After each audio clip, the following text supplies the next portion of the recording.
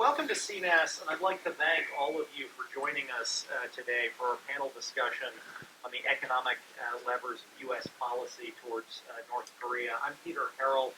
I'm an adjunct senior fellow here at the Center for New American Security. It's a pleasure to welcome all of you. I'd also like to welcome those of you who are watching via live stream today and via future rebroadcast of the live stream. I think this event today is timely, given a number of recent developments, both in North Korea and here in Washington. Obviously, we've seen over the last couple of months a significant increase in North Korea's ballistic missile program, including the test of an ICBM earlier this month. And then just over the last couple of days, we seem to have reached here in Washington agreement on a new package of North Korea sanctions, passed the House, and I think most of us are expecting to pass the Senate as part of a broad Russia, Iran, North Korea sanctions bill sometime either this week or next week. Today's panel coincides with the release of a new Center for New American Security report, a blueprint for new sanctions on North Korea, which I wrote along with Eddie Fishman, one of our panelists here today, and Liz Rosenberg, who many of you know as the director of our Energy, Economics, and Security program, but who unfortunately could not be here today. I'd like to extend a very warm welcome to our three panelists to discuss today's topic. Sitting directly to my left is Dr. Patrick Cronin, who's a senior advisor here at CNAS and the director of our Asia-Pacific Security Program. Prior to joining CNAS, Patrick worked at NDU, at the International Institute for Strategic and International Studies, and at CSIS. He also served at USAID as the Assistant Administrator for Policy and Programs. Patrick, as many of you know, is one of Washington's leading experts on Asia-Pacific security issues and has done extensive work on China and its relationship with North Korea, U.S. strategy in the Asia-Pacific region, and U.S. strategy towards North Korea. Sitting to Patrick's left is Rachel Ziemba, who is the co-head of research and leads the Emerging Markets program at Rubini Global Economics, the leading global international advisory firm. She is a longtime expert on global macroeconomics as well as energy issues, has published widely, and her research has been cited by the IMF, the World Bank, the Federal Reserve, and other leading institutions. She's also a prolific public commentator and has spoken to Bloomberg, the FT, the Wall Street Journal, and other publications.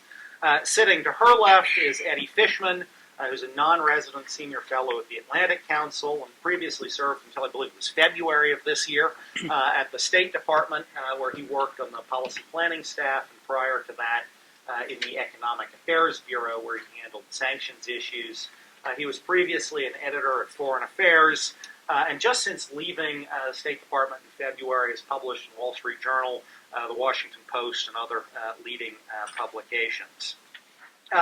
In terms of the format today, I'm going to ask each of our panelists to deliver 8 or 10 minutes of opening remarks to help frame the discussion. Then we're going to have a bit of a panel discussion, and then we're going to leave some time for audience Q&A.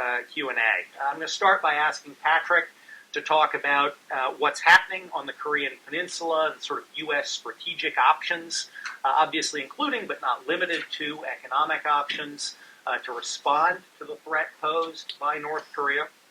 I'm then going to ask Rachel to speak a bit about the North Korean economy, its relationship with China and with Russia, and also about the U.S.-Chinese economy and how the U.S.-Chinese economic ties could potentially impact and give us some strategic leverage to respond to the North Korean threat.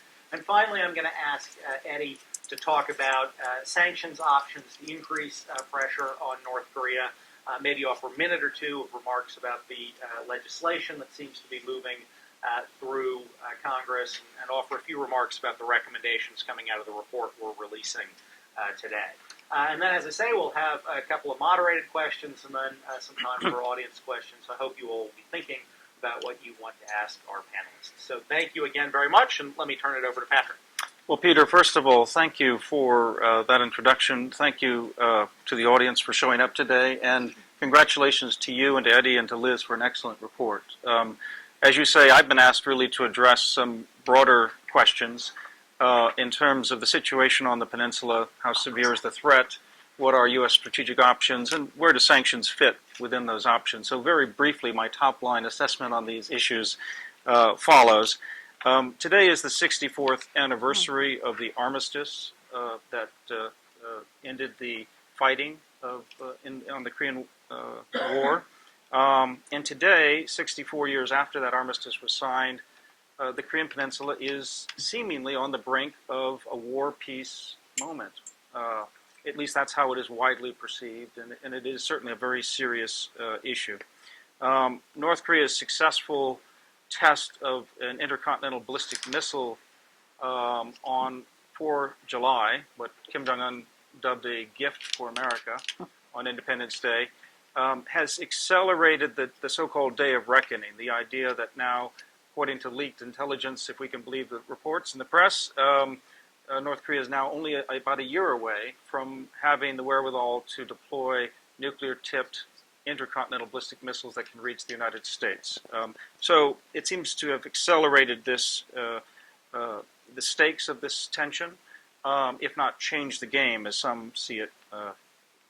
Either way, the states around North Korea and North Korea itself are all looking for new leverage as they think about their own positions and what's coming ahead in terms of this war-peace tussle. And yet, despite all of this tension, and despite this sort of being on the cusp of a nuclear-tipped arsenal in North Korea, deterrence prevails. Deterrence has prevailed essentially since the '53 armistice, more or less. It's held up. And it certainly, every time the United States has thought about major uses of force, whether we want to talk about the use of atomic weapons, non-use in the Korean War itself, or whether we want to talk about more recently the 1994 sort of blinking at striking even the Yongbyon reactor in the Clinton administration, or the idea of using lethal force now by North Korea since 2010, you don't see the lethal use of force at the moment, knock on wood, but deterrence is prevailing. There's a balance of terror deterring renewed war, in other words, and yet this is not to be complacent. Accidents happen, miscalculation could happen, arsenals are building up, there's more shows of force all around, so this is still very dangerous, and both war and a favorable post-Korean War order in Northeast Asia are at risk. So those are the stakes in the situation. Conceptually, there are three options for U.S. policy and for policymakers. The first one is to try to ignore the problem. This was partly the idea behind strategic patience until North Korea gets serious. You know, here's our phone number when you're serious, but otherwise outsource the problem to China. This has sort of been accelerated in some ways under the Trump administration. And there's also a whole strain of thought that we can no longer afford to be the policeman of the world, and therefore this definitely applies to the Korean Peninsula. You see a lot of this in the more libertarian strains of Republican policy as well, that there's a certain isolationist willingness to put this off. And yet nobody is comfortable with that. The stakes are too high, we're too entrenched, the alliance commitments are too strong, the order is too built up, and we can't hide from an ICBM. So all of these mean that we can't really ignore the problem. It's not a real option, it's a conceptual option. We could eliminate the problem. That's another great option that a lot of people want to see happen. I think everybody would love to eliminate the problem. The question is how. President-elect Trump famously tweeted out, "It won't happen." Not clear what it won't means, but the point is, it's a lot easier to tweet out, eliminating the problem than it is to actually change and eliminate the problem. More severely, there is an Australian writer who's been making headlines talking about the need for preventive war as the least, bad option. It's insane from my perspective. War is hell, really. There's a great BBC documentary with a lot of my friends on it talking about what a new Korean War would look like, and it would be horrific.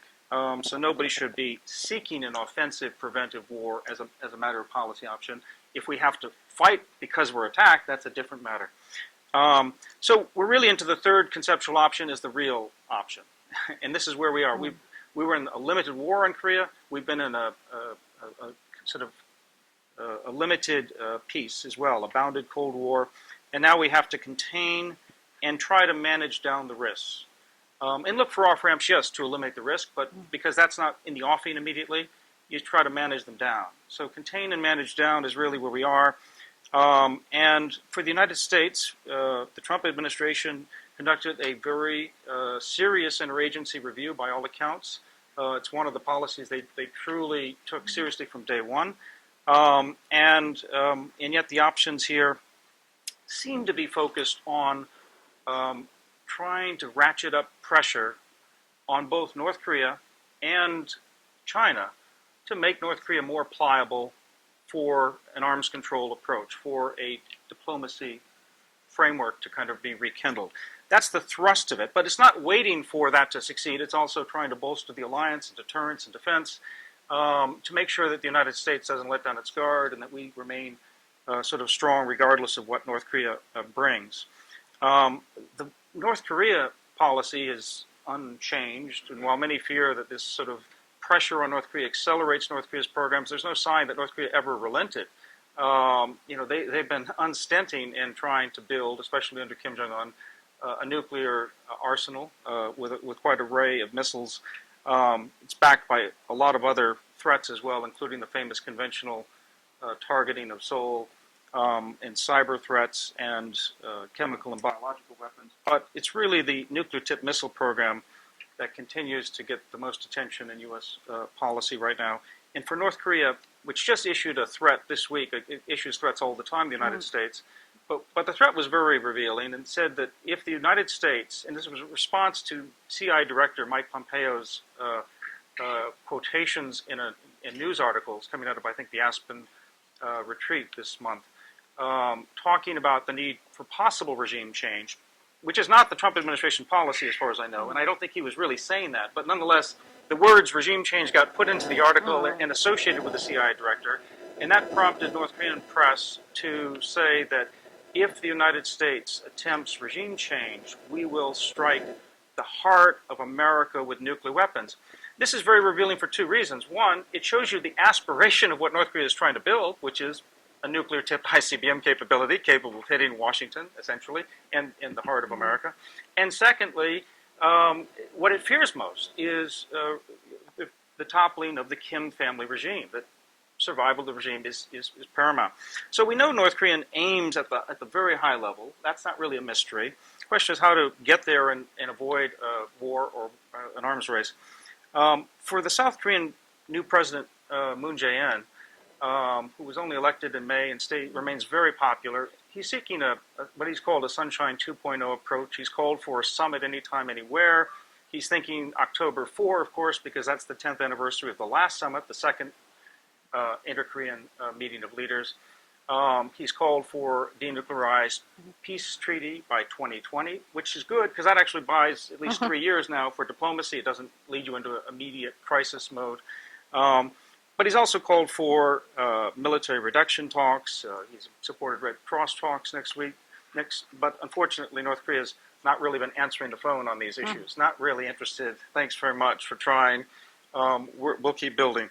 The Chinese have been receptive to pressure, but that pressure has been, at best, insufficient for many reasons.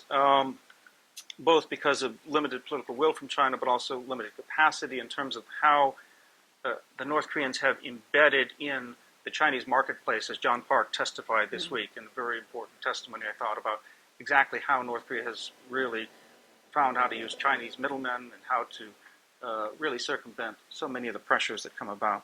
The U.S., meanwhile, is trying to dribble out the threat of secondary sanctions to make China more serious about reining in North Korea, so that North Korea will rein in its nuclear programs and get back to diplomacy.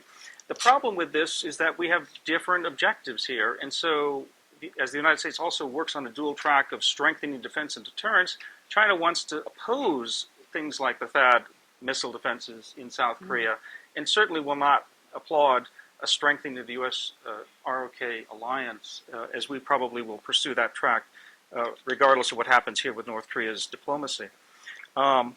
It does raise the question of where the sanctions fit in U.S. options, and just very briefly, the sanctions right now that are being talked about, whether on the Hill or in the administration or beyond, um, fall into at least four different purposes here. One of them is more symbolic and out of principle, not rewarding bad behavior from a U.S. Korean and South Korean perspective, but penalizing it. Secondly, there is a defensive quality to sanctions to try to slow, thwart, and otherwise raise the costs on the pursuit of weapons of mass destruction by North Korea.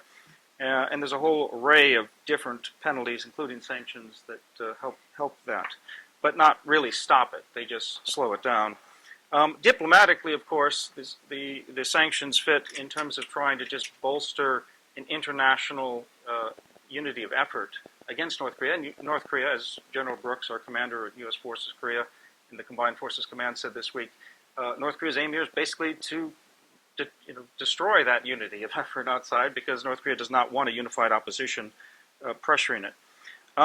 Ultimately, though, the fourth purpose is more strategic. It's really to compel regime behavior change from North Korea. And this has been the quest for the Holy Grail. It's been what's missing.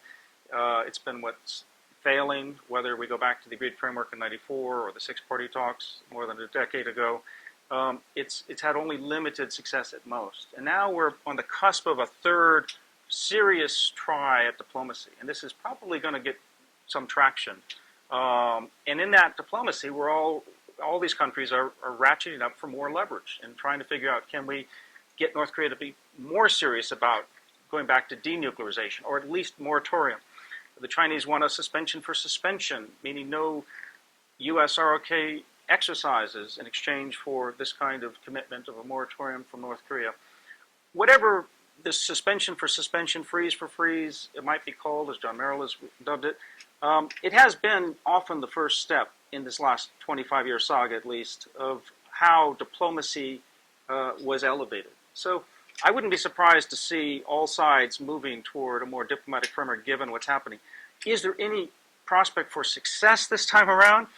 I'm very skeptical. A good book that I recommend is the one by Stephen Haggart and Marcus Noland on Hard Target, which talks about why, because of Chinese limited political will, by the way, Russia's good support backstopping China now, even as China tries to help, and because North Korea has been so good at circumventing these sanctions and therefore trying to have its cake and eat it too, it's a very hard problem to solve.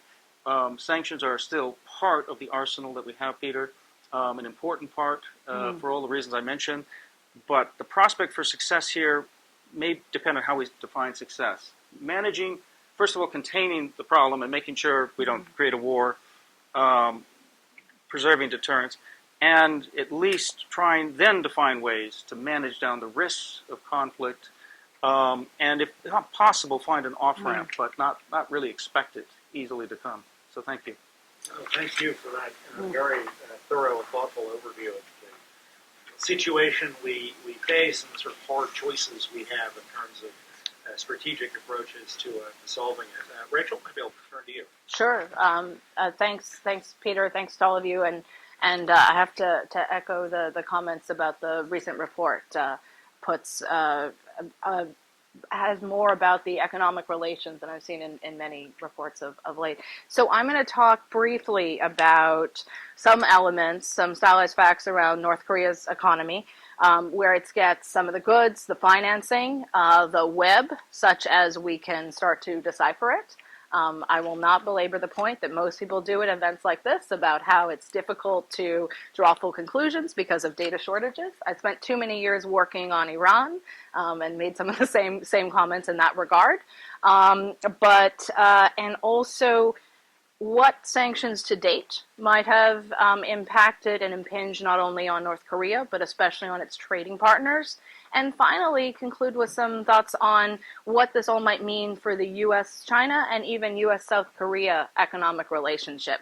One trend that has been materializing has been a push from some members of the administration in particular to broaden and to combine several different topic areas at the same time across security and economic relations.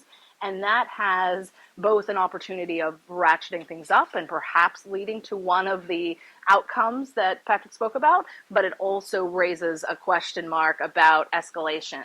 I sit here as very much a private sector representative, someone who spends a lot of time speaking to clients in the markets, and so also maybe try to inject a couple remarks along the way about how the asset managers and others I speak to on a daily basis might be looking at this conflict. So, what do we know about North Korea's economy? There are a lot of good books written about this. We have a couple of minutes. At the end of the day, this is an economy that has been largely built on recycling aid, on exports of some key products, and occasionally export of cheap labor and cheap goods, particularly in textiles. In some ways, what we have been seeing is, despite sanctions, and in large part because of the rather targeted sanctions until the last year or so, we've actually been seeing some increase in economic activity in some pockets within North Korea. This is still a country that it remains very vulnerable to any sort of economic shocks, but we should note some degrees of resilience and, as others have mentioned, their ability to infiltrate a variety of different economic channels. China, as we've mentioned, is a lifeline for North Korea, is very embedded, but it would be wrong to think that all of the trade and all of the financing is coming through China. It's become very clear, and government officials are very aware of this, that Russia has stepped in providing some degree of both energy support, but also financial brokering and the like. And that's been noted in the designation of some Russian entities in what it probably was three designations ago. But I think that will be something to watch. And that was triggered not only by China sort of stepping back, but also by the North Korean regime's desire to look at and diversify some of their funding sources.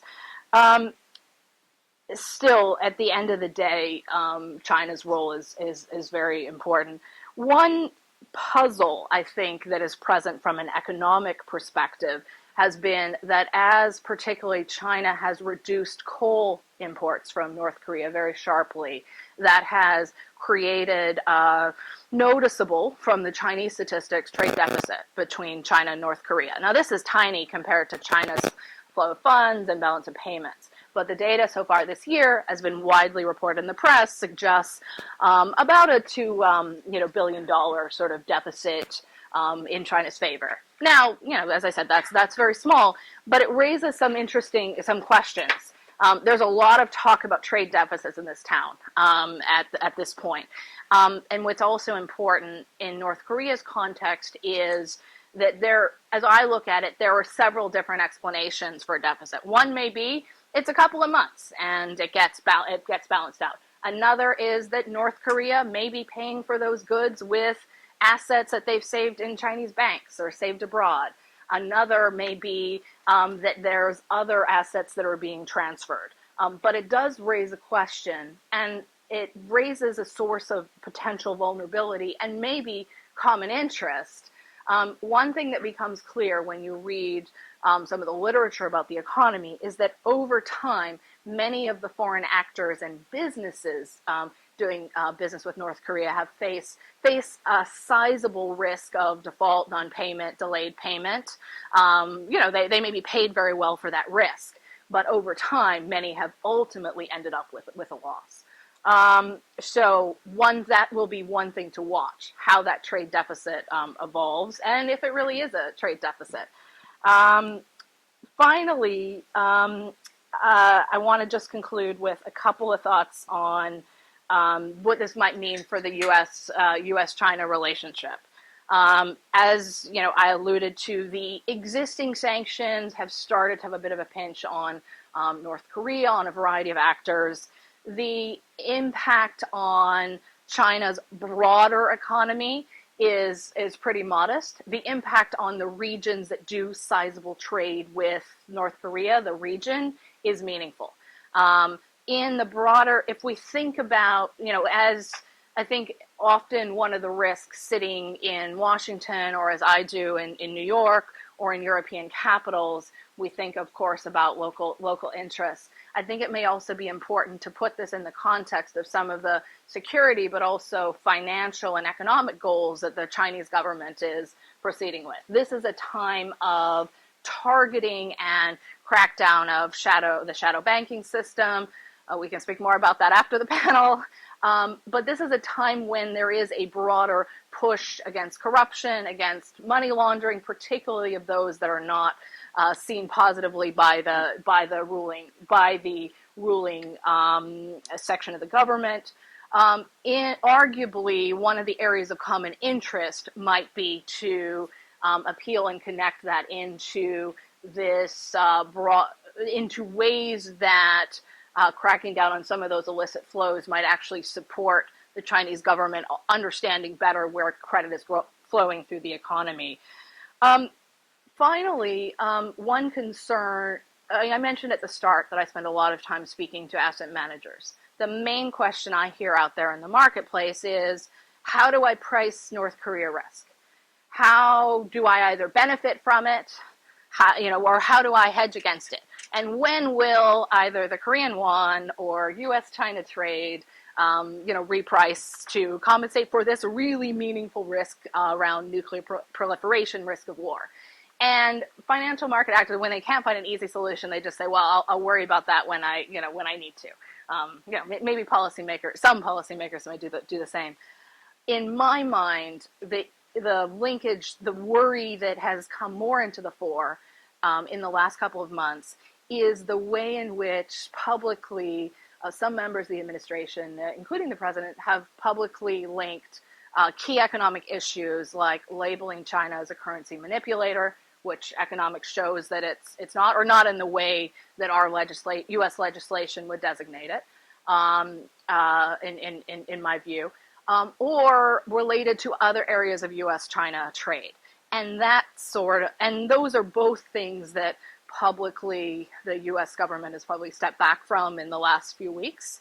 But the linking of such a very important bilateral trade relationship can pose challenges, and that's one of the ways, short of war, that I think we could see financial markets quite concerned about it.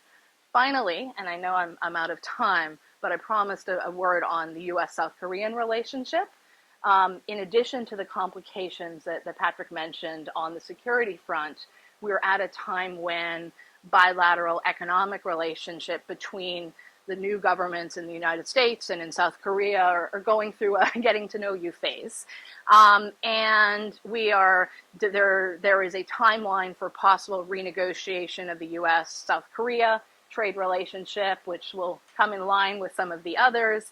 There are also a series of issues relating to both currency policy, but also bilateral trade.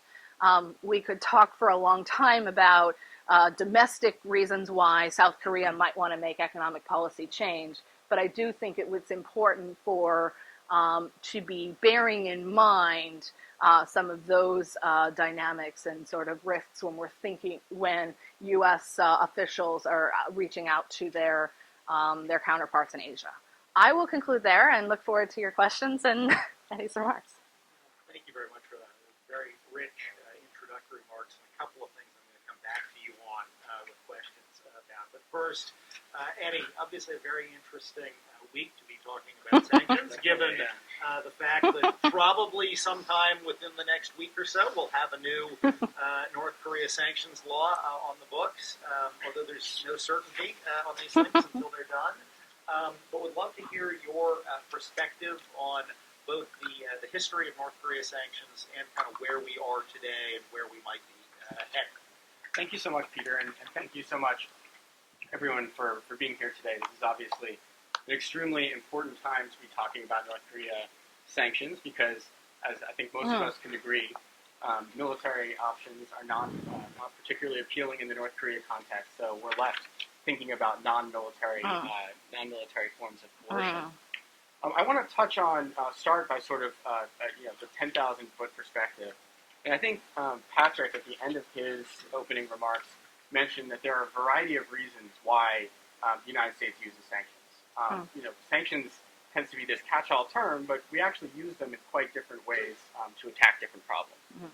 We use sanctions to stigmatize, name and shame bad actors. We use sanctions to deny bad materials from getting into the hands of weapons proliferators or countries like North Korea who are trying to produce nuclear weapons. We use sanctions to marshal international support. But as Patrick noted, the final reason and the most important reason I think we use sanctions is to coerce or to compel foreign governments to do something that they don't want to do.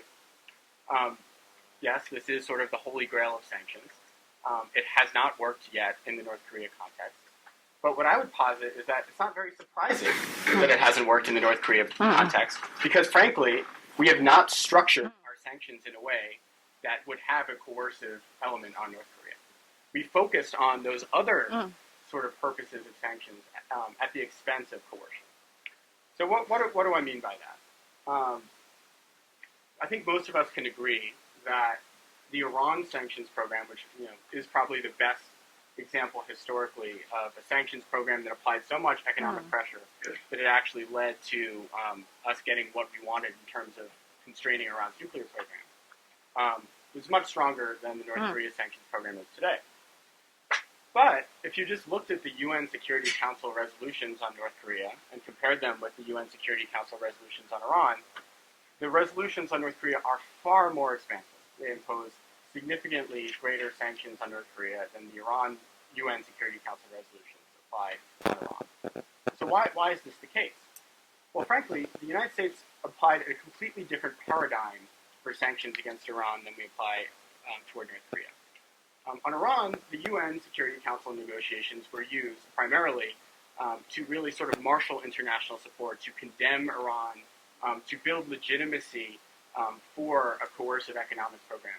But we didn't actually bring secondary sanctions to the UN and try to implement them through the UN. And the reason was clear, because in order to get anything through the UN Security Council, you have to get it through Beijing and Moscow. With North Korea, we've had a completely different paradigm. We've actually tried to negotiate coercive economic sanctions in the UN Security Council. And of course, we haven't had very much success because China and Russia have had vetoes. So I think, the sort of 10,000-foot perspective, and I think one of the animating sort of themes of the report, if you all have a chance to read it, is that we need to shift this paradigm. And we need to go more toward the Iran paradigm, which was using U.S. government authorities that we control and don't have to negotiate with Beijing and Moscow, to apply economic pressure to North Korea. It's been asserted, of course, that North Korea is immutable to economic pressure. Some say just because it's so isolated, it can't be pressured. But I'd urge you to sort of reconsider this. I think this is actually a false assumption that is bandied about way too much in the media.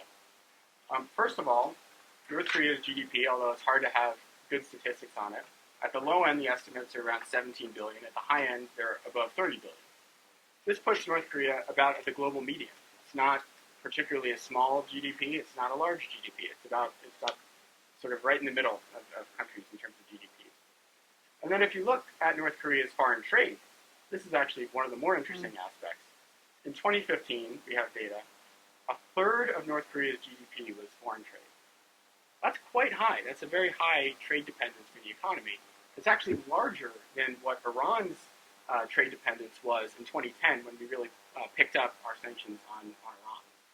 And from sort of a sanctions practitioner's standpoint, foreign trade is the most target-rich environment. Because any time that a country is transacting across borders, you have the ability to apply pressure on the trading partner. It's not just pressuring North Korea, it's pressuring sort of the other side of that equation. So this is where sort of the notion of secondary sanctions comes into play. Obviously, secondary sanctions in the North Korea context have gotten a lot of attention in the past year or so. But I actually think the way that they've gotten attention has sort of, in a way, clouded how they're actually best deployed. Secondary sanctions, it wouldn't make sense for the United States to just go willy-nilly sanction a bunch of Chinese companies. Because once you apply sanctions, you sort of already lost. The whole purpose is to use the threat of sanctions to cut into the trade before you actually deploy sanctions in and of themselves. So how would we sort of leverage a more credible threat of secondary sanctions to cut into North Korea's foreign trading relationships? I think the first element that's important is we need a whole of government approach. What I mean by that is it can't just be the Trump administration going out and trying to, wagging its finger at Beijing and saying, hey, stop dealing with North Korea. That's not very, very credible because China, the U.S.-China relationship is so multifaceted that Beijing could always leverage some other elements of their relationship to prevent the United States from actually taking action against Chinese firms. That's where we need Congress. In the Iran context, Congress was extremely helpful by playing sort of this bad cop role, routinely, basically twice a year, passing new laws that required the federal government to impose secondary sanctions on Iran's trading partners. The benefit of that was it allowed the administration to go out and sort of have speak from a high ground and say, what, this is Congress. Congress is really sort of forcing our hands here. And I think that role is really important for Congress to play in the North Korea context. I think the bill that is being discussed now gets at that a little bit, but frankly, I don't think it's sufficient. It's still sort of a fraction of the sanctions that were imposed on Iran. The second element, other than sort of this mandatory secondary sanctions legislation that I think is critical for an effective strategy, is sort of a broad delegitimization campaign around the world. What I mean by that is, in the Iran context, if you'll recall, we expended a tremendous amount of diplomatic and public diplomacy effort to basically delegitimize any trade with Iran. This was not only done through the State Department, but also NGOs, UANI, United Against Nuclear Armed Iran, FDD did a lot of this stuff. We need a full sort of court press to apply pressure on anyone who's doing business with North Korea, because it's critical to sort of give legitimacy to U.S. secondary sanctions pressure. Third element is outreach to the private sector. So, as you might imagine, there are a lot of different actors that could potentially be involved in some way in North Korea trade. And so, as a result, it's very important for the U.S. government to go around and sort of on a roadshow talk to insurance organizations, shipping organizations, banks, etc., highlighting the sort of tactics that North Korea uses to evade sanctions, and highlighting sort of how they can comply better, and that often will trigger much better compliance because a lot of the times there are companies that don't even know that North Korea is in their supply chain somewhere, but they are. And the foreign workers example is a great one. There were reports the other day that there are 50,000 North Korean foreign workers in Russia alone. So, how many of us know whether our products are being produced by some of these folks? So, then the final point I'd like to make on this issue is it should not just be focused on China. I think, everyone says, oh, well, it's all about China. There's 85, 90% of North Korea's trade is China, so it's all about China. It's all roads through Beijing. But I think that simplifies things a little too much because there still is some trade, obviously 15 or 10%, that is done with other countries. There's also elements in the supply chain that go through other countries. And so I think it behooves the United States to try to get after that percentage, if only to really highlight that China is fully isolated as the one North Korean lifeline to the global economy. So a few of the ideas we have in our report, I'll just go over them quickly and then wrap up with my assessment of whether or not this even could work, because that's obviously an important question. So in our report, one of the big sort of ideas we have is to apply secondary sanctions to really any entity that is purchasing North Korean exports. But there's sort of a twist on that. Obviously, as I said before, you don't want to just start sanctioning these purchasers of North Korean goods willy-nilly. I think it's important to impose what we call a significant reduction exception. It's what we employed previously to Iran's oil exports.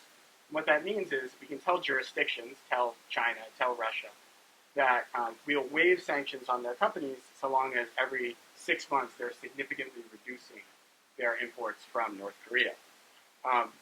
For context, in the Iran experience, we applied this, and China actually halved its oil imports from Iran in a year's time. So this has a proven track record of working even with China. The other element is to force North Korea's trading partners to keep North Korean revenues in escrow accounts in those jurisdictions. So what that would mean is if a Chinese company were paying a North Korean entity for a good, that money would have to be paid into account in China and or in Russia, wherever that activity takes place. And the benefit of that is you prevent hard currency from being repatriated into North Korea and then being used for malign purposes. And then some of the other measures, I won't go into everything, are to sanction all 8 of North Korea's significant ports, including Nampo, and also those who are transacting with those ports, as well as anyone who's insuring or reinsuring North Korean cargoes. So finally, here's a strategy. I'm confident that if we were to employ this, there would be significantly more economic pressure on North Korea, but will it work? So I think for the rest of the world, when I say the rest of the world, I mean not the non-China countries that are dealing with North Korea, I'm very confident that leveraging credible threats of secondary sanctions will work. Why? Because that trade is much more important for North Korea than it is for the Philippines or for India or for Pakistan. It's a very small percentage of trade for those countries. So I think if the U.S. were to actually leverage pressure against companies in those countries, I think they would significantly reduce, if not eliminate, that trade. With China, who knows, right? That said, as I mentioned in the Iran experience, the significant reduction exception was effective in terms of cutting Iran's oil exports to China in half. And of course, China never came out and admitted that they were complying with U.S. sanctions, but their behavior speaks for itself. I think the other point that doesn't get mentioned enough about China is, of course, China does fear instability in Pyongyang. But I think the question is, what would cause more instability? Intense U.S. sanctions or a potential military conflict on the peninsula. And so if the Chinese believe that sort of North Korea, unhindered North Korea's nuclear development will inevitably, at some point, lead to a U.S. military action, which I think is not, that doesn't sort of strike me as outlandish possibility, especially with some of the rhetoric we're hearing now. China may be more apt to go along with economic pressure if sort of forced to by the United States and sort of coercive economic measures. So I think the last thing I want to leave you with is to sort of bring it back to the Iran comparison.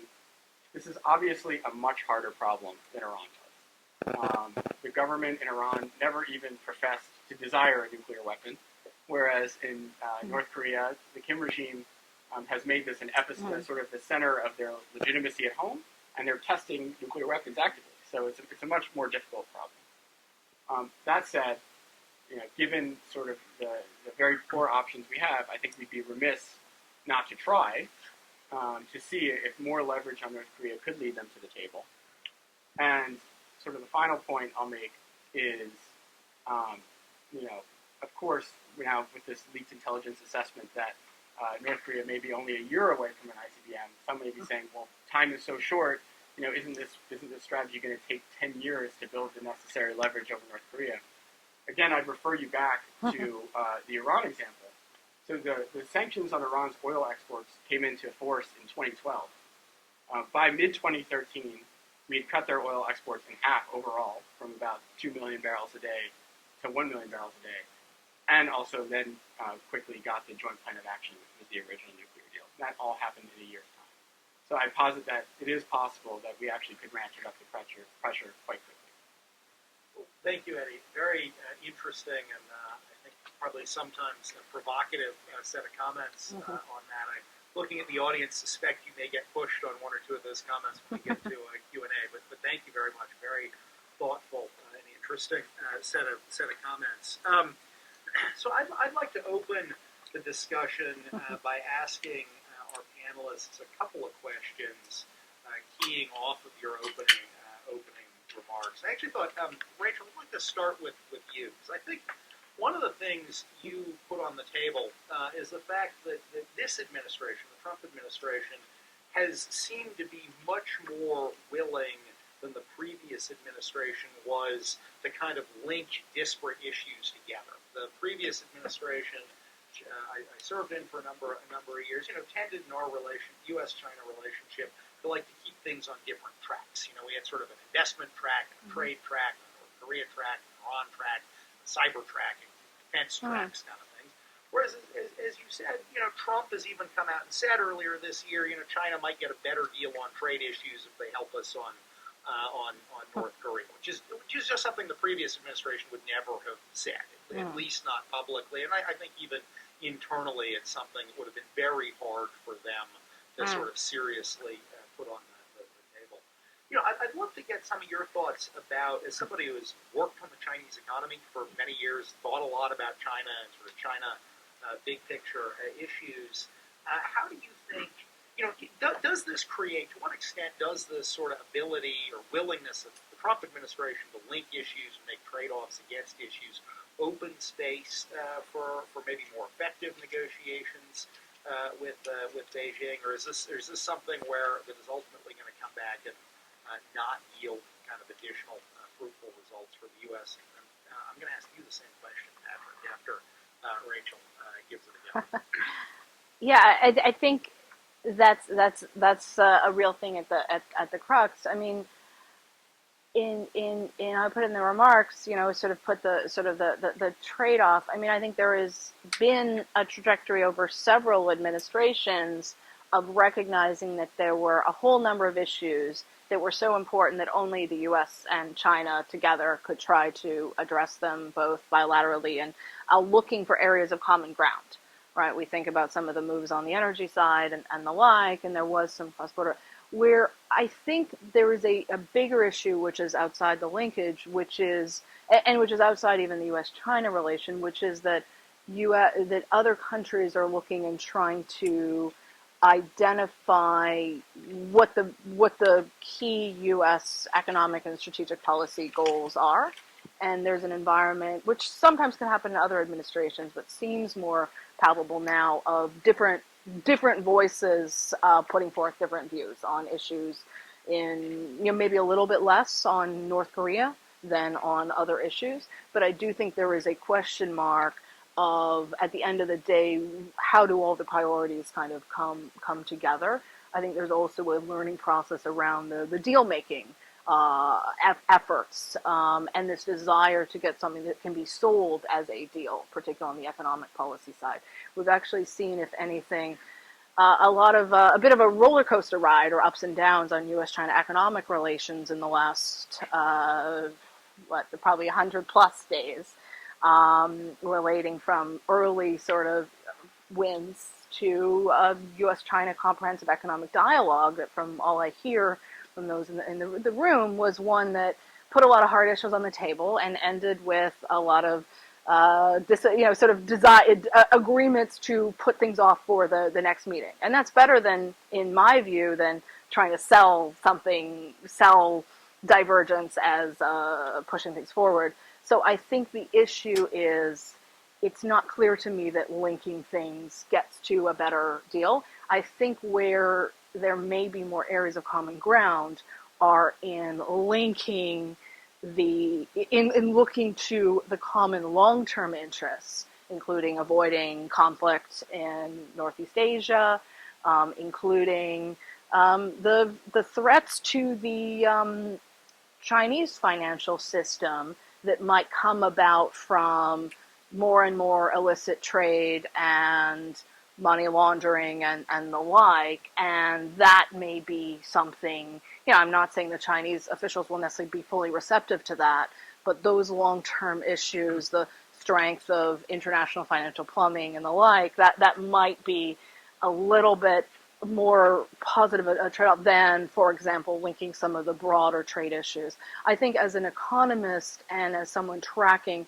the bilateral relationship, some of the red flags that came up for me was the way in which key economic terms and legal precedents, particularly around things like currency manipulation, were being used as a trade-off when, if anything, and those of you who study China are probably very aware of it, if anything, Chinese currency adjustment and manipulation has been on the side of benefiting the U.S. trade, at least for the last year, maybe a little less so in the last few months. So I think that's where I think the message got a bit muddled. So I guess what I'm saying is maybe linkages themselves are not bad, but a whole grand bargain looks quite challenging to me. Patrick, same question to you. Do you think there's some deal to be had if we gave China trade concessions or took a less hard line, asked them for something on North Korea? And then the second question I want to put to you, which you began to allude to in your opening remarks, is the question of ensuring a joint U.S.-South Korea approach to this. We obviously have a new President Moon in South Korea, who during his campaign seemed to be taking a somewhat different, or at least a more active focus on the engagement side of the equation. Would love your thoughts about, if the U.S., as the U.S. with congressional action, ratchets up economic pressure, are we going to remain synced up with our key ally on this issue, South Korea, or is there going to be some sort of divergence there around putting economic pressure on North Korea? Well, Peter, those two questions are related in this sense. For the United States and for China, the relationship in terms of cooperation and competition going forward is much greater than the issue of North Korea. And yet, from a South Korean perspective, the Korean Peninsula is the singular issue and prism from which they would like us to see everything. And yet we can't. China can't see it just through the Korean prism. The United States can't afford to see it through the Korean prism. So there are some differences, in other words, and some tensions in the aims. There's plenty of linkage and spillover, whether we want it to spill over or not. Government bureaucracies are famous for being called silos of excellence, for trying to, focus on specific issues. But the reality is, at a high level, these things do slop over. Famously, the Chinese approach to negotiation as well, as I learned from my former mentor, Dick Solomon, is all about trying to capture the basic principles and rhythm of the negotiation in the first place. So, they're trying to get down to first principles. America, if you're going to start imposing secondary sanctions, you're not respecting a really great power in China. And they have a point. So how are we going to get to a point of respect about what China should be doing to be responsible? And how do we do that? And China's also not going to do it on its own. So if we don't put some, little nudge onto China, they won't do that on its own. And it's not just China. So this just shows you the tension on both sides of this issue. Can there be, not a grand bargain, but can there be bargains in negotiation? Of course there can be. The big problem here still is North Korea's political will, from my perspective.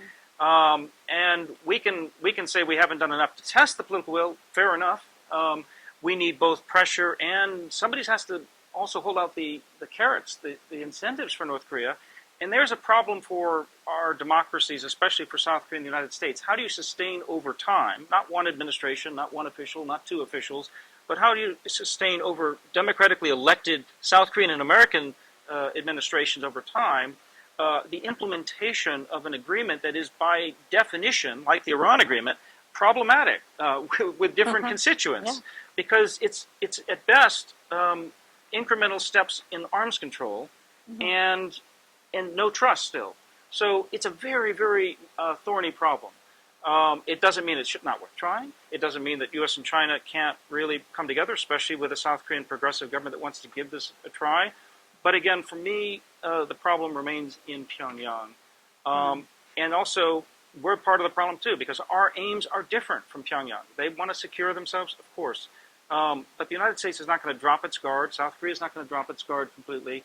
So the question becomes, and I see John Merrill came in after I made the reference to freeze for freeze, suspension for suspension. On the one hand, that is the first step that is taken historically to try to break the Gordian knot here. On the other hand, sustaining it is still the problem. Now, can Moon Jae-in and Donald Trump's administration work on the same hymnal, and sing from the same hymnal on this? I think so. Right now, they came out with very different ideologies and different perspectives of the first summit, and yet they focused on what they had in common in terms of a dual-track approach of diplomacy and defense. good cop, bad cop, a division of labor. North Korea, as General Brooks suggested this week, is all about trying to divide that unity, because that unity puts too much pressure on, just as unity with China would be too much pressure. So there's something to be said for cooperation with China, with keeping a strong U.S.-ROK alliance to put pressure on North Korea, and at the same time figure out what is the diplomatic possible roadmap for engaging North Korea. And getting that all together and keeping it in one room, in one man's head, one woman's head, and implementing is a real bit of statecraft. But it's what we need to do. Eddie, two quick questions for you. First, you said during your opening remarks that you thought the bill that just passed the House and may pass the Senate is, I believe you said, is adequate but insufficient, or something in that nature. Would love to hear your thoughts on what would be sufficient, what more should be done going ahead. And then the related question I have for you, you talked a lot about how China might or might not kind of cooperate with U.S. pressure, if you will, either because we're lacking them or they want to avoid being sort of economically lacked, they might cooperate. But you didn't talk about how China might retaliate. And we've seen, obviously, China sanction Lotte Group, a South Korean conglomerate, in response to Lotte selling a golf course for the terminal high-altitude defense system in South Korea. We've seen China itself increasingly use its own sanctions over the last couple of years. I would just like to hear your thought, if we do escalate on our side, at what point, or would you expect China might begin to look at how to, reciprocate costs on the United States? And is that something we should be worried about? Sure. Thank you so much, Peter. Two very good and difficult questions. So in terms of the bill that is now being discussed, and I personally don't know exactly where it's headed. It seems like the Senate has some concerns about it. It passed the House recently. It's fine. It's good. I applaud my House, my colleagues who worked on it in the House. That said, really what it does is it backstops existing UN sanctions. So it sort of provides mandatory authorities for the United States to penalize those who are contravening UN sanctions, and then adds on that a number of what we call discretionary sanctions authorities. So what is a discretionary authority? It's an authority that the Trump administration could decide to use or not to use. There's no legal obligation for the Trump administration to use the majority of the authorities that are in the new bill. So my problem with sort of the first element, which is just backstopping UN sanctions, is it continues to play into this paradigm, which is that, the UN sanctions themselves are the only ones that can constitute escalation. And I think so long as we make ourselves completely reliant on the UN process, we're never going to get to the point of really imposing coercive pressure on Pyongyang. Again, I'd refer to the Iran example where we went far beyond anything even contemplated in UN Security Council resolutions with our own domestic authorities. And then the problem with the discretionary sanctions is, sure, they give good ideas to the administration for what to do, but they don't really give new authority. Any of those things could easily have just been signed into an executive order. The benefit of having Congress involved is to impose mandatory sanctions, because when sanctions are mandatory, it really makes the threat that they'll be imposed much more credible, because there's a requirement that's imposed on the executive branch to actually use them. So I think, for the bill to be stronger, first of all, I would sort of ditch the UN, all the UN context really for how to enhance pressure. Leave that to the administration to deal with the UN issue, and then also to make more of the sanctions mandatory. As for Chinese retaliation, great question. Hard to say exactly what we can expect. I guess the two most recent data points to use are the actions against DHID in the ETA 2016, and then the recent 311 action against Bank of Dandong. No longer in government, so I don't know if there's things that I'm not privy to, but from what I can see in the public, it doesn't seem like China has responded in a particularly damaging way, or they've sort of just taken it and swallowed it. But I guess we'll see what's to come on that.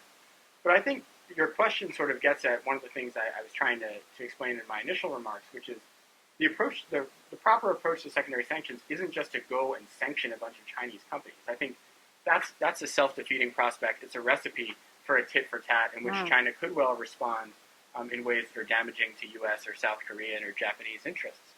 I think the approach to take is one, a much more sort of elegant, nuanced approach, which you could get through sort of a credible threat of mandatory secondary sanctions through congressional legislation, in which you actually sort of quietly negotiate with the Chinese and say, you know, if we want to see your exports or your imports from North Korea go down, we're not going to sanction you.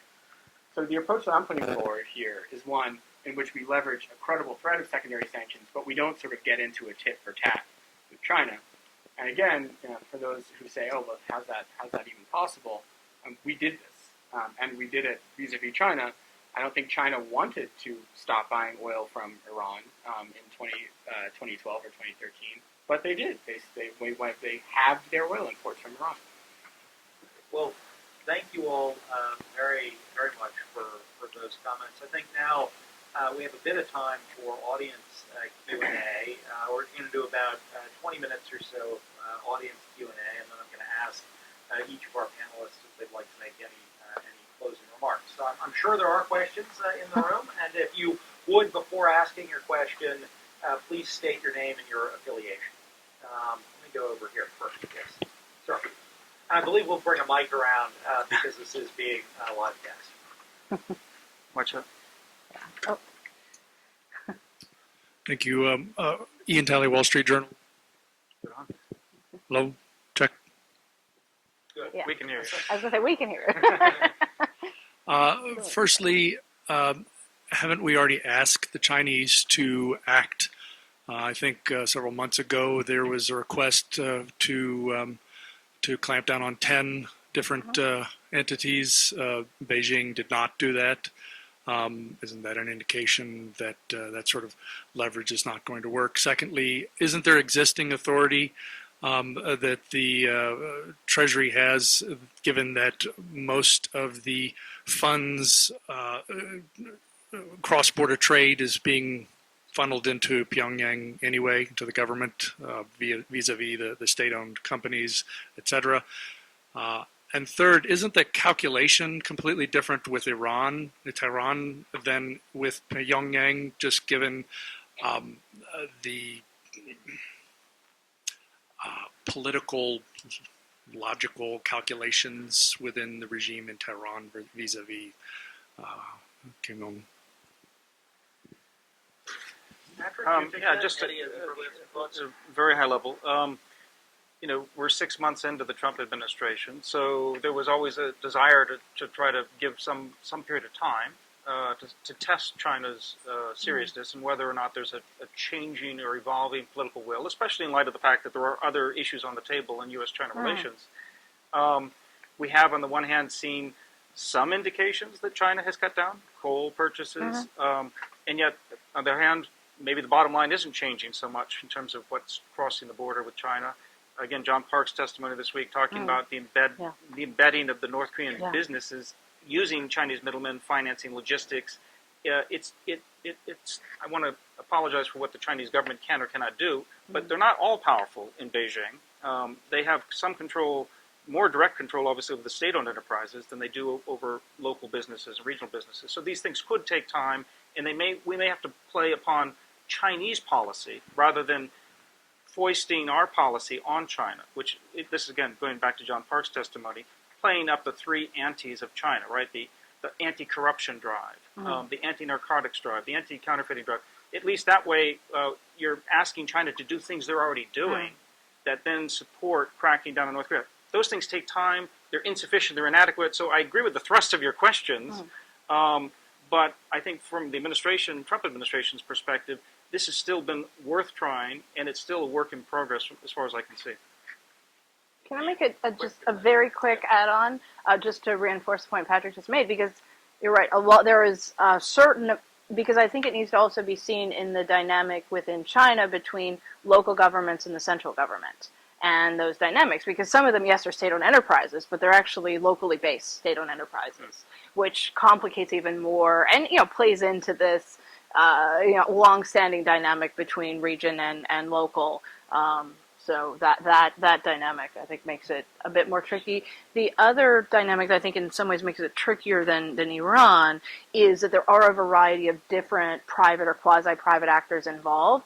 And it's not like Iran where there was a very, very sizable entity, a commodity that another producer could step up and say, you're not getting this, and this is really important, and I'm thinking about Saudi Arabia and others, and could provide into the system. A lot of this are individual businesses along the lines, whether it's in Russia or China, and what's their new job. So it makes it tricky. It doesn't make it impossible. And I think in terms of Tehran versus Pyongyang, clearly very different, and that's one of the things I was trying to highlight, and why the North Korea problem is so much harder. Tehran gave itself wiggle room to actually negotiate away its nuclear program that isn't obvious that Pyongyang even has. The Kim regime sort of focused on the nuclear program. What I was trying to assert in terms, so there are limitations to the Iran-North Korea comparison. What I was saying is that there is sort of a history of the U.S. being able to successfully leverage the threat of secondary sanctions against China and against other countries around the world to actually see them reduce their trade with a country like Iran. I do think it could work in the North Korea context, and actually a point that Rachel made sort of goes both ways, right? So Iran, when China decided to stop importing however many 100,000 barrels a day of oil from Iran, they needed an alternative source of that oil, right? Whether it be Saudi Arabia or somewhere else. The coal, for example, that North Korea sells to China is a drop in the bucket for China. So they're not as reliant. It's not as important of a resource. So from a purely sort of economic element, wouldn't be so bad. Wouldn't be so hard for China to give that up. Yeah. Yes. If you just wait for the mic, right here. Thank you. Thank you, reporter from Voice America. I have two questions here. We mentioned the military is not an option, and also economic sanctions sort of a little bit insufficient. So my question is holding peace talks with North Korea an option? The reason why I'm asking, I was in other seminars that were talking about reassuring Kim Jong-un that the United States is not going to have a regime change in North Korea. If the United States can't do that, will that be an option? And what is the U.S. policy objective here?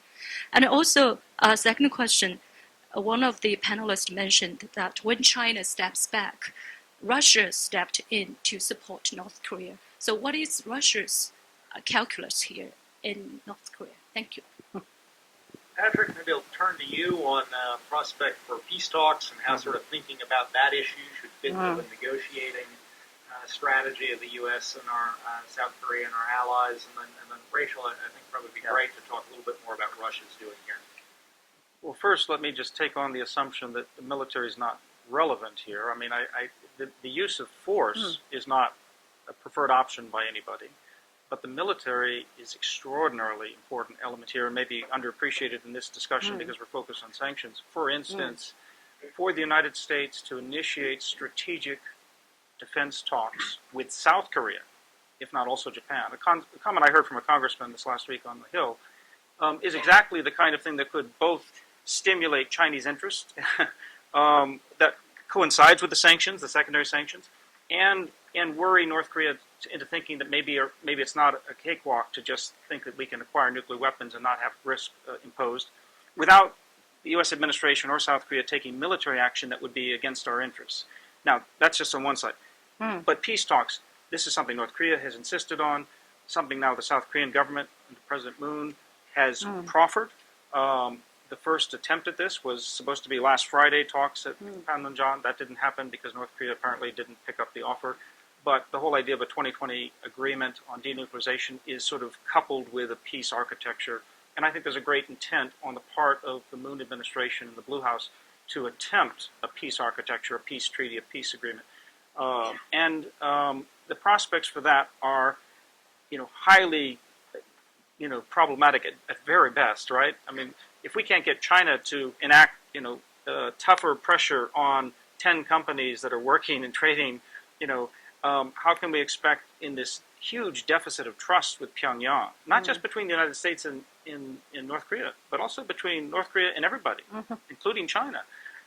There's a huge lack of trust. So even if we want China to provide security guarantees to North Korea and say, look, you don't need nuclear weapons, China's got your back, that's a hard sell right now for the Chinese to make in Pyongyang. So at best, these things will take time. And that's why this incremental step-by-step approach is really what probably is the roadmap.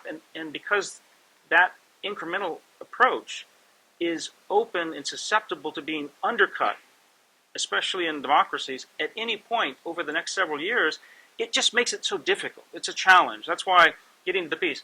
On the other hand, 64 years after the armistice, does this go on in perpetuity? Probably not. So at what point does it change? A lot of it comes back down to the political will in Pyongyang and trying to test that political will, and could it change? And I think the U.S. and South Korea are open to the idea of talking about this, but the United States is not going to accept a lack of reciprocity or transparency or accountability, or it's going to hedge security first while it engages these talks, and that closes down the space for this, because there's a suspicion that North Korea, as General Brooks suggested this week, as I've mentioned, doesn't really want peace talks. They want to neutralize the outside pressure. So we're really dancing around the terms of negotiation in many ways, and that's why we're back into incremental little baby steps of change. But a peace architecture could be part of the framework, not just the nuclear issue. Sure. Briefly on Russia. First caveat is one that I think some of us have made vis-a-vis China, that some of this is for individuals, trading, and this is, some of the trade and way that Russia stepped in are goods originally coming from Russia that may even have been brokered under false pretenses, either that maybe they thought we're headed towards China, maybe they thought we're headed towards others. There's some question mark about certain degrees of oil trade that may be going through different ports in Southeast, in ASEAN and even places like Singapore. So there's a question mark of, there's some degree where it may be individuals trying to make a buck and not wanting to ask a lot of questions. Who is the end user?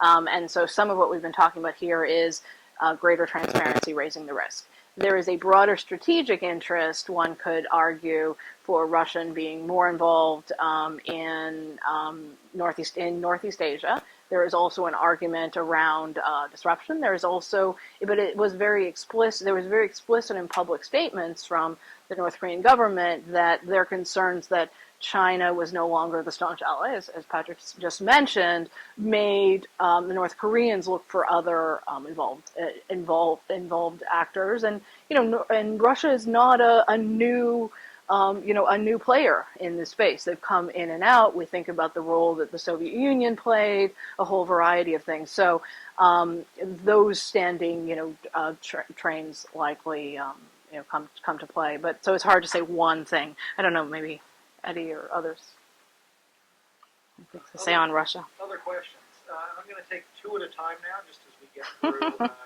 So let me first take your question, and then I'll take your question. Hi, thank you so much. It was such an honor to listen to you speak today. My question is actually about Chinese sanctions on South Korea. So in the last few weeks, China has bombarded Chinese news media that it increased its food refund rate for Korean imports by 280% compared to last year. Well, this is what the Chinese media is portraying.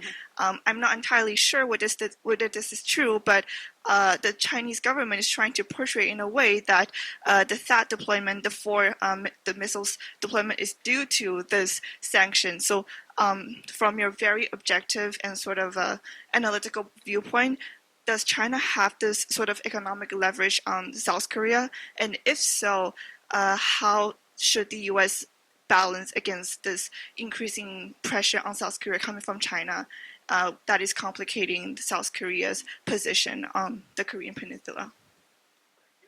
take this question. Thank you. Diane Perlman, School for Conflict Analysis and Resolution at George Mason. So anyway, there was a study of 100 cases of sanctions, and they failed 86 times. And I think it's also important to understand the psychology of where they're coming from, whether they're coming from primarily like fear and humiliation or, hostile aggression. And we, managed the Cuban Missile Crisis by being aware that we need to give them a face-saving way out. And also, you said deterrence is prevailing, but they're also trying to deter us.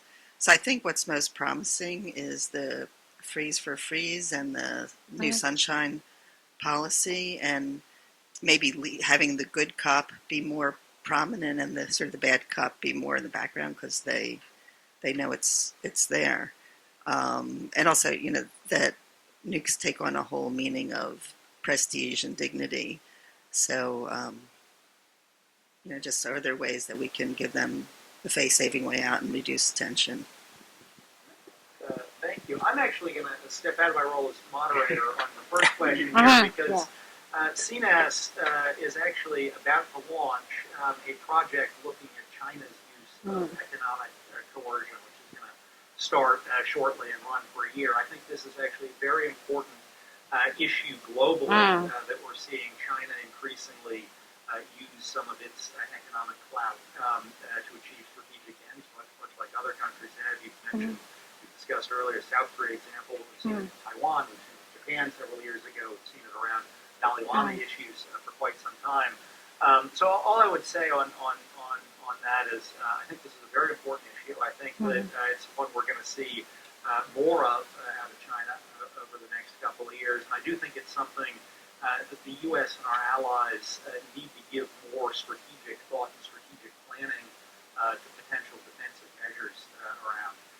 And would urge you to look out over the next year as this project moves forward.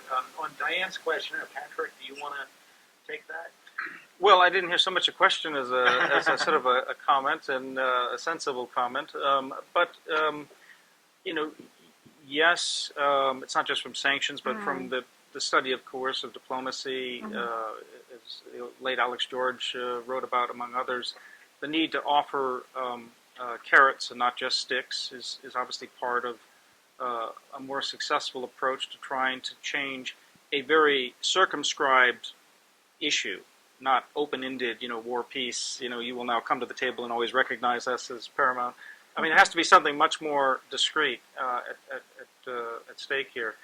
I think that right now there is a lot of groundswell of support coming out of Seoul, obviously in China, and I think open-mindedness in Washington for looking again at diplomacy and elevating this to these kind of talks.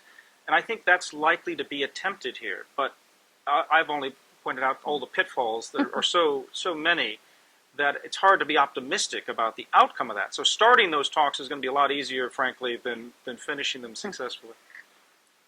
I'm going to take two last questions, but ask our panelists to incorporate them into closing remarks, given the time. I'm going to start with Dan Freed, somebody who worked on these issues for quite some time. Dan Freed, before I left government this last February, I was the sanctions coordinator at State and worked on sanctions policy. First, I commend the authors of the paper. I think it is strategically pointed in the right direction. Full disclosure, this was the very direction the Obama administration was going in its last months when it realized, now I can say it, that the policy of strategic patience didn't work. So I think it is a good operational paper. With respect to the earlier comment about we ought to be nicer to the North, well, yeah, but then before you get too excited about the possibility of just being nicer, go back to the past 20 years of attempts back to Clinton and Albright and Wendy Sherman. The North Koreans have cheated, undermining our efforts. That said, of course, a policy of pressure has to be balanced with a diplomatic way out. The trick is combining them. So that's how I see it, and I think the paper's first rate. My question as a sanctions practitioner would be, of those list of recommendations, like which are the ones you want to start with, and which are the ones best hit the sweet spot of sufficient pressure on the Chinese, but also acceptable, swallowable by the Chinese. Mm-hmm. Because you said it yourself, you don't want to just sanction Chinese entities for the Mm-hmm. sake of doing so. You don't want to alienate them. Where's the sweet spot? And finally, between UNSCR, a UN Security Mm-hmm. Council-based sanctions regime, which has its limits, which we have discovered, and unilateral, there is the multilateral, Mm-hmm. but not UNSCR. Yeah. You're going to get the...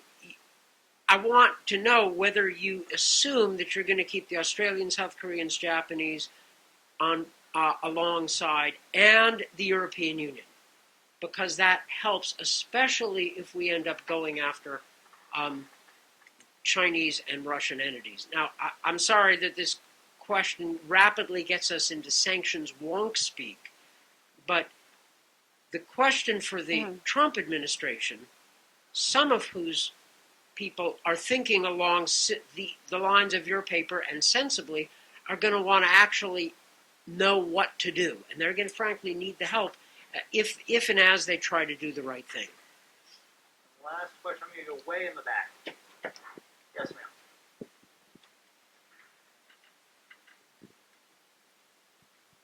Thank you. My name is Jeannie Nguyen with Voice of Vietnamese Americans. Given the focus on sanctions, obviously China and Russia would be a big partners in this for us to be successful. Would that give China and Russia the advantage as levers to put conditions on us?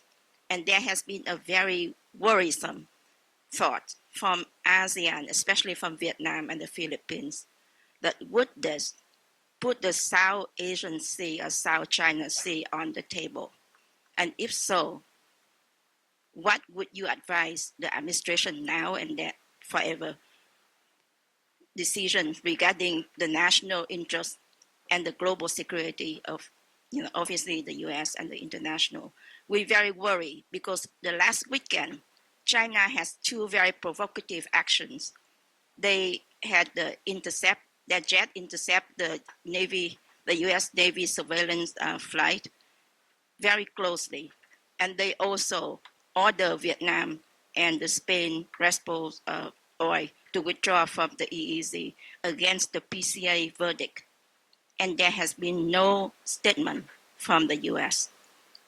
Well, a couple of great closing questions. As I said, I appreciate our panelists wrapping them into closing remarks. I'm going to go in reverse order from opening. So, Eddie, I'm going to ask you to start, and then Rachel, and then Patrick, final word from you. Thanks, Peter and Patrick and Rachel. It's been a very interesting and rich discussion. Dan Freed asks some really important questions, and I think it's great because you've given me something new to talk about in my closing remarks as opposed to just beating a dead horse. I think in terms of where to start, it's a great question.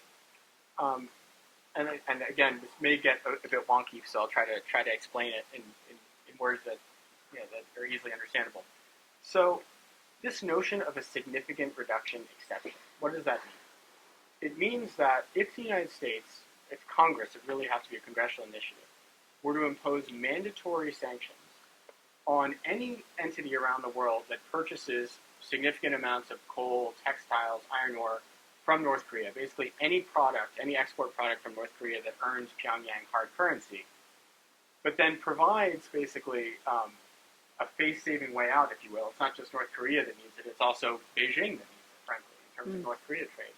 By saying that so long as you're significantly reducing those amounts, if you're going from $2 billion a year, or wherever it would be, and $1 billion half a year, to 500 million the next half year, we'll actually waive those sanctions. We won't actually impose sanctions on you. I think that's the place to start. It's because what it does is it allows countries like China, like Russia, like the Philippines or India or Pakistan or any other country that has trade with North Korea to sort of gracefully wind down that trade. Again, we use this in the Iran context, and interestingly enough, the only other time that we're going to attempt to use it is in this bill right now that is being considered that same construct has been applied to some of the sanctions on Russia. So I guess we'll see if it works. But I think that's where we would start. Then the second thing I want to address, and it's a very important point that Dan made, is that just because in our argument we're saying we need to focus a little bit less intensively on the UN Security Council and a little bit more on our domestic authorities, that doesn't mean we should be unilateral. No, far from it. We need to be multilateral. It's just, we should be multilateral with like-minded countries and with countries that actually share our interests and share our objective of a denuclearized Korean Peninsula. So what that means is when we're coming up with these new sanctions, of course, we should be working with the European Union, we should be working with our allies in Asia to create a multilateral framework, but not one that has that has to go through Beijing and Moscow. Just briefly, I think that last point kind of connects the two questions in the last round and also yours. This question mark about what are the different levers that China and others might sort of have on the table.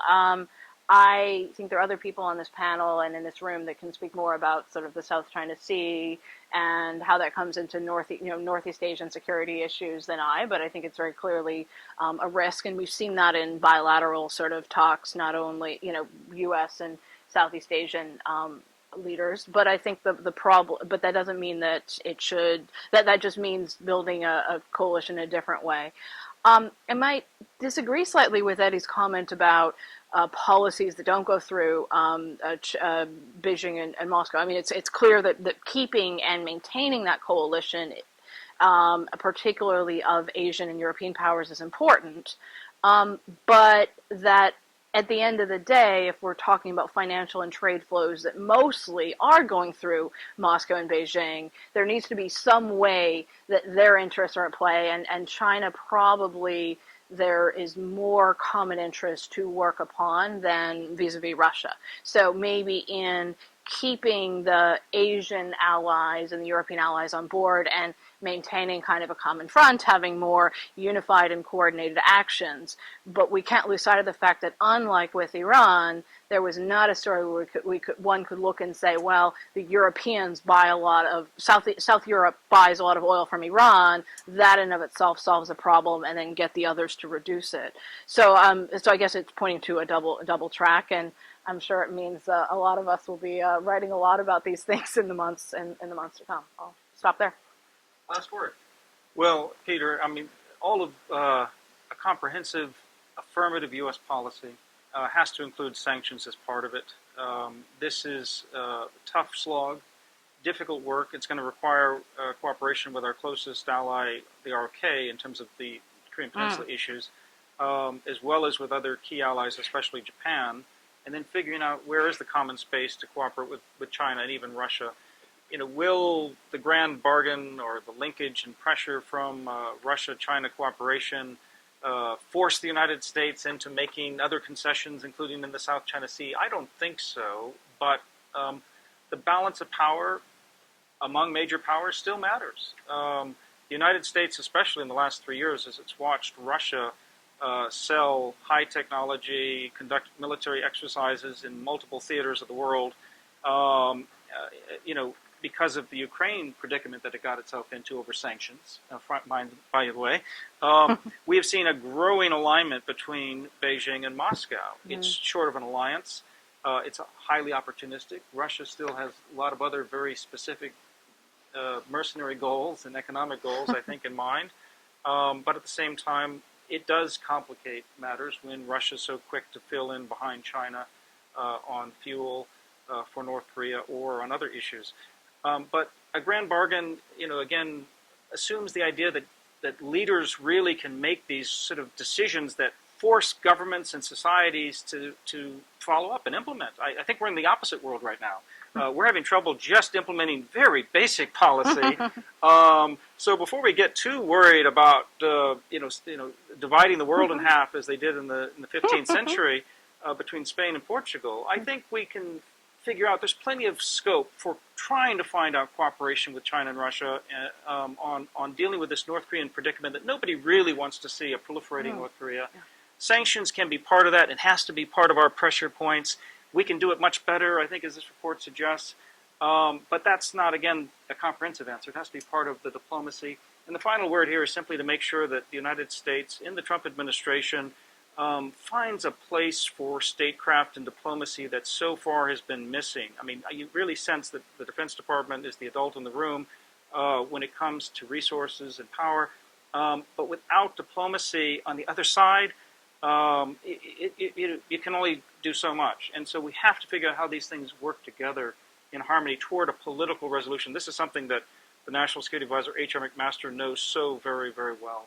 So I hope we can find a way to this bipartisan approach, and to an alliance approach, and to an international approach to find out some space for reducing the threat, walking it back, and maybe finding a roadmap that inch by inch moves toward a peace. Great. Well, thank you very much on behalf of the Center for New American Security to all of you for coming today, and I hope you will join me in thanking our panelists.